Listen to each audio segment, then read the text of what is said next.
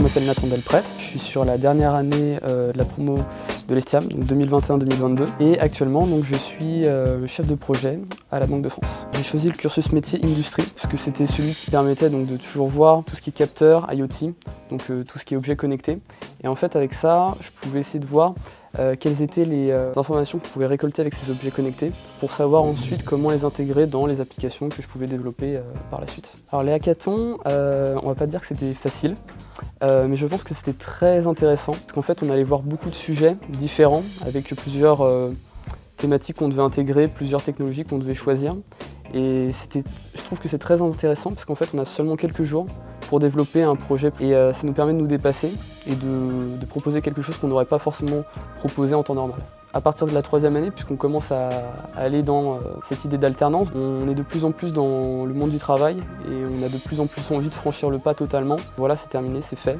Maintenant, on rentre pleinement dans le monde du travail. Alors dans mon entreprise, j'ai travaillé sur beaucoup de projets, donc avec le RPA.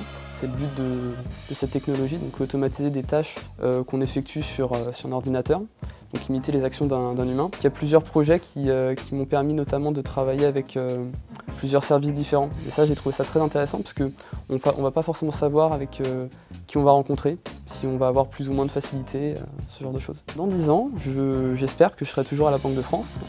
Ça voudra dire que déjà j'ai bien réussi mon poste et puis ça voudra dire aussi que j'ai sûrement monté en grade. Pour les futurs estiamiens, ce que je leur dirais, c'est ce qu'on m'a déjà dit. Lorsqu'on est toujours au lycée, donc on est encore des élèves, et les professeurs ont comme vocation de nous élever en fonction des différentes matières qu'ils vont enseigner. Et lorsqu'on va dans les études supérieures, on devient des étudiants.